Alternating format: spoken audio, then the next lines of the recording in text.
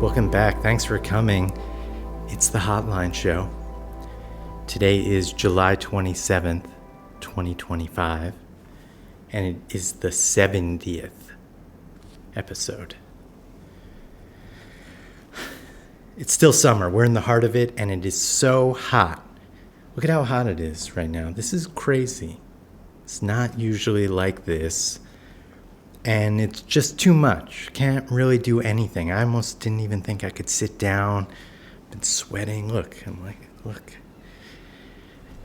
And my brain, my mind isn't working that good. So this one will not be a good episode. So if you want, you can skip ahead to next week or hang in there and deal with the summer. If you don't know, this is the Hotline Show. The way it works, people call the number. It's in the description below. They leave a message. They ask a question. Usually it's about photography, but it can be about anything. And ideally it is, because photography is a doomed topic, as we'll get into later on in the show. But, let me hear about your favorite thing to do that isn't photography. Or just complain. Just pick up the phone and complain. It's complaining season. Before we get into it, we're only doing one call today just because it is summer hours and we're keeping it light. I just wanted to go over, I have people, they send me things in the mail. You can find my address. It's on my website. If you scroll all the way to the bottom and you want to send me something, you're more than welcome to. I might share it on the show. Gotten a few things over the past couple of weeks, haven't gotten to. This one guy sent me these stickers, which is great because I'm a big sticker fan, and these are high quality, amazing stickers. Great stuff. Guy goes by Mr. King, so I don't know what his real name is, but he said, here's a bunch of stuff for you that will one day be someone else's problem. Here's hoping they find joy in the ephemera, the old times. This guy also bought a Best Made notebook, our favorite notebook. Check it out, link description below. Also, if you join the Patreon, you are entered to win a world famous Best Made notebook. So check it out, patreon.com/The Hotline Show. It's fun, and it's only $2. What else? Oh, okay, so we got Ignacio. Thank you for sending these pens. I've never seen these pens before. This is U.S. government ballpoint pen, Skillcraft. Let me say Skillcraft, U.S. government. Let me see. That one, this one doesn't work. Let me try another one. U.S. government. Let me try another one. Come on. Okay, that one doesn't work either. Let's see. There's got to be one that works. Okay. All right, so it's just a sort of a smooth ballpoint. Not really my preferred style of pen, but it's good to have in the studio, I guess, if anyone needs one. Put one in my shirt. It's just a prop. I don't use any of these. But yeah, Ignacio, thank you for sending. Very cool. It's always, you never know when you need to write something down. I'm a Uniball Vision Elite person for pens. I just like how smooth that is. And of course, when I sit down here, I'm the Dixon Ticonderoga pencil guy. But, something for everyone. We have so many choices in this world. It's almost too much. Maybe we don't need as much as we have. Lastly, before we get to the call, one call from Brian. Someone named Weary Valley sent me a cassette tape in the mail. Remember these? You used to have a cassette player. You put it in, pop it in, listen to music. So this is a band. I tried looking. I found the Instagram. I don't know the name of the person who sent this to me. I tried to find it, and I wrote the Instagram, Weary Valley, but it seems like one of those Instagrams that maybe they don't check it that much. So thank you for this. Let's pop it in and see what it sounds like. It was a whole ordeal trying to just find a tape player. This is my stepmother's, borrowing it. So let's go. I'm going to hit play here. Let's see what it sounds like.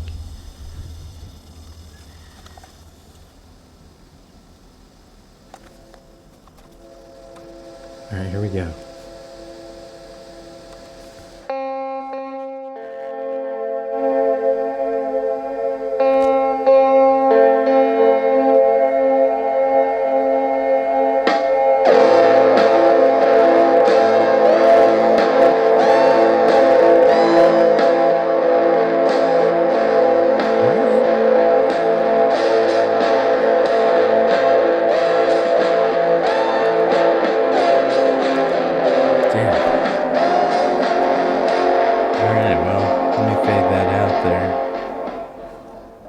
Thank you so much to Weary Valley for sending me that. I like the sound. I could imagine riding around in my 1992 Nissan Sentra. I'd pop in that tape, listen on the 6x9s in the back, some tweeters. Never had a subwoofer.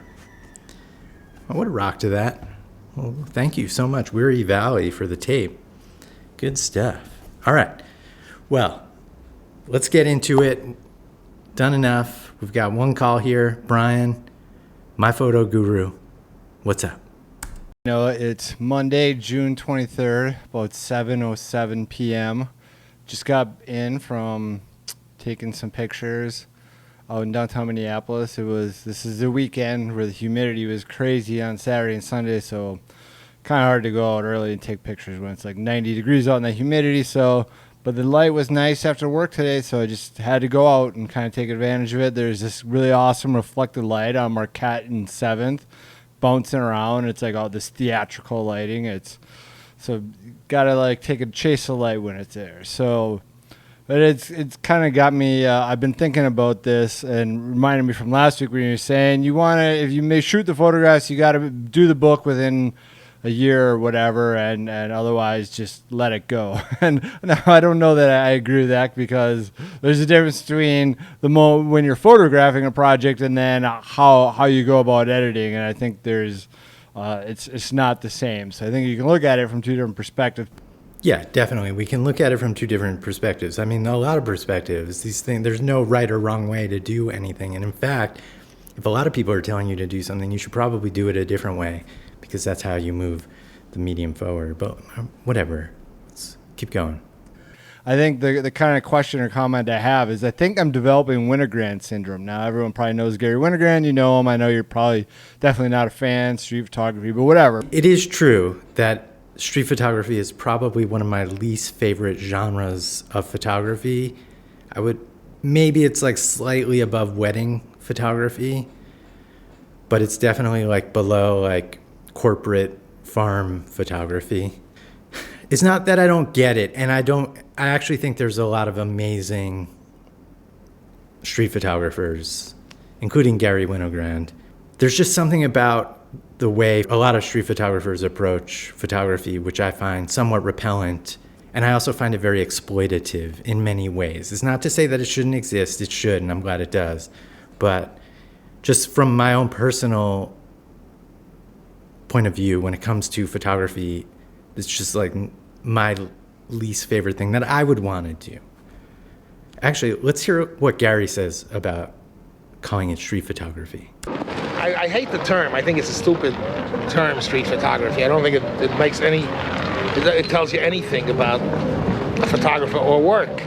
Yeah, there we go. All right, Brian, what else? But so he's known that at the end of his life, he just shot hundreds and hundreds of rolls and never developed them. He just wanted to go and take photographs. And people are like, well, why would you do that? And it might not make sense, but I think it's starting to make sense to me because I enjoy going out and making the photographs, like the challenge of composition, finding your photograph and trying to make it, and then even looking at them. But like beyond that point, I'm kind of losing the desire to put the books together, put essays together, or really write or anything. I'm just like, I foresee at some point where I have to make a choice between going out and making photographs and walking around and doing anything with them. I mean, it's not a choice, is it?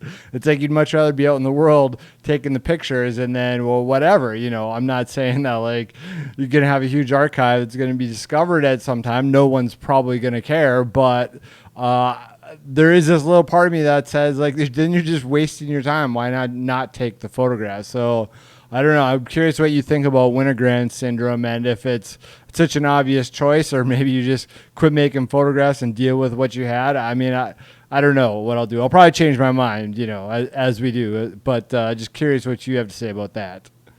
Yeah, Brian, this is great. Great question. And you sent me into a Gary Winogrand rabbit hole. All week I've been watching and sort of learning everything about this guy. Of course, I've known him. We learn about him in photo school. So obviously one of the greatest photographers, street photographers, American to ever do it. And like legitimately really amazing photographs, like undoubtedly. So I'm not a Gary Winogrand hater. I very much enjoy his work. And actually in this past week, I'd like him even more. I don't have a Gary Winogrand book and I'm going to buy one now. I'm going to buy probably a few of them because I'm a fan, and sometimes it takes a while to get into artists, It's like, I feel like when I was in photo school, the type of work that I was into was just different than street photography. So I never really developed that appreciation for it. Among other factors. And, we all enter photography for different reasons and are inspired by different things. Now, when it comes down to Winogrand syndrome, now this isn't really like an actual thing. There might have been one guy who wrote about it on a blog sometime a while back. What you are describing, it sounds like Winogrand syndrome is when you just shoot. You're just going out to shoot. It doesn't matter what you make. You just have the rolls. You just have it, whatever, and you're never going to do anything with it. The point of photography is to go out and to shoot, and that's what you do. And if you are going to make that choice, Brian, right, like what you said, do you either work on the archive and making something of the stuff you shot, or do you go make new work? It's a tough choice, right? There's only so much time in the day. How much can we shoot? What are we trying to do? What are we trying to achieve? What's the point? If you do spend the time in the studio instead of going out shooting, you could be missing a shot. But then also if you spend all that time putting a book together or something else, no one's going to care. So you might as well spend the time doing something that you actually enjoy more, which in many cases I think would be being out there and photographing. I certainly have a touch of the Winogrand syndrome. I mean, I definitely shoot way more than I ever do anything with or post or print. Book stuff, I'm just haven't been able to focus on it because I'd just rather be making. And then when I go out, I'm better usually as time goes on. So then looking back, I don't like it, and then I get stuck. Winogrand syndrome is actually much deeper than this. And I was going through all these Gary Winogrand videos, and I think I found stage 1 of Gary Winogrand syndrome. So if you look like this, you have stage 1. Check this out. Gary Winogrand shoots photos as if he wanted to absorb reality within himself.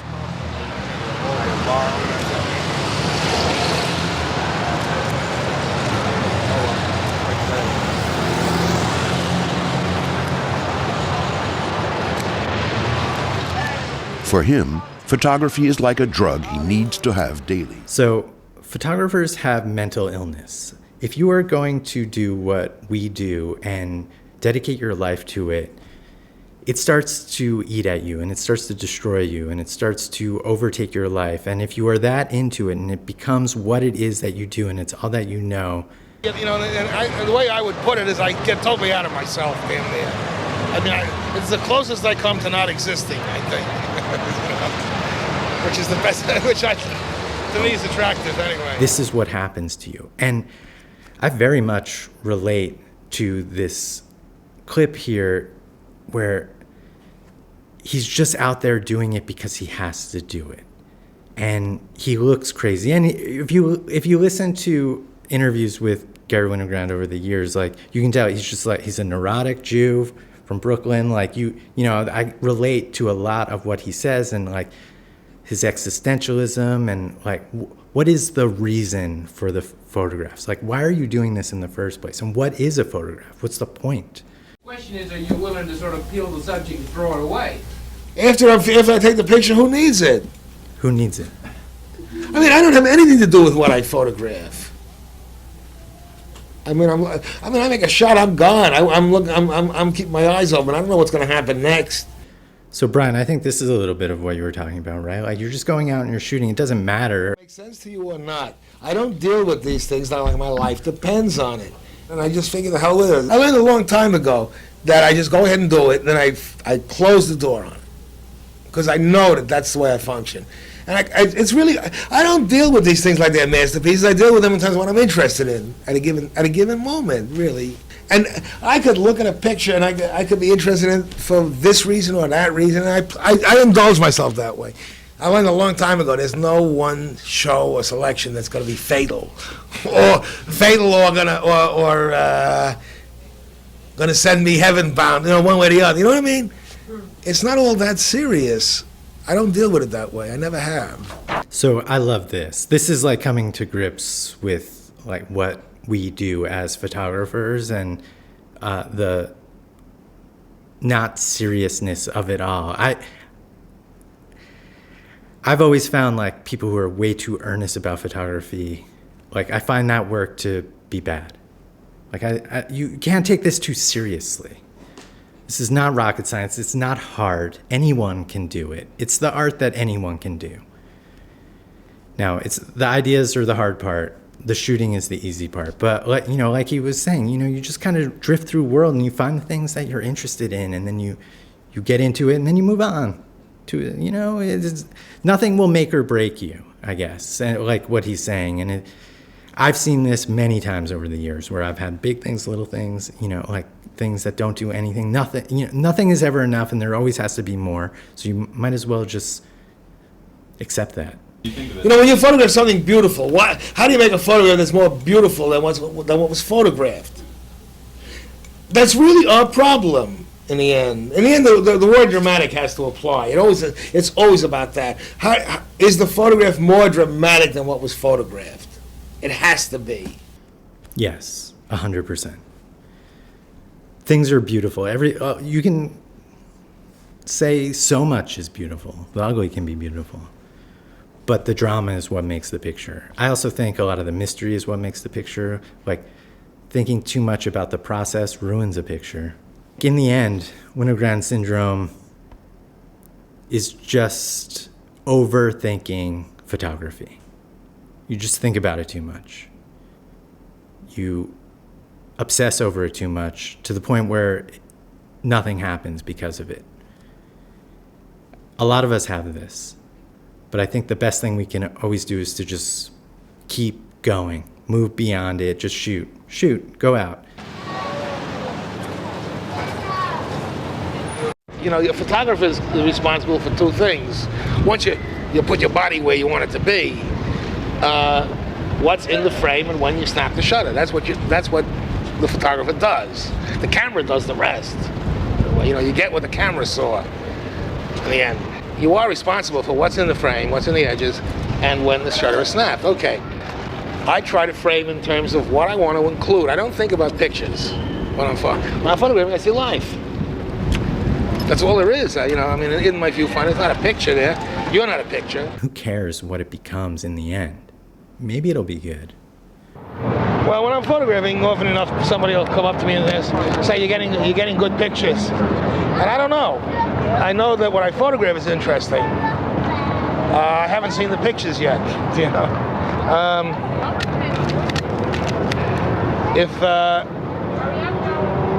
hopefully the picture will be more interesting than what I photographed. I mean, if it isn't that, it doesn't work. It'll probably be bad. But in the end, it doesn't matter.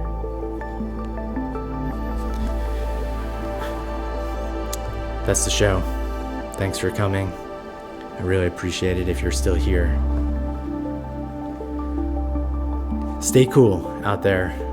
Keep it light. Keep it easy. Do the stuff. Like, subscribe. Call the number. Join the Patreon. We'll see you next week. Maybe.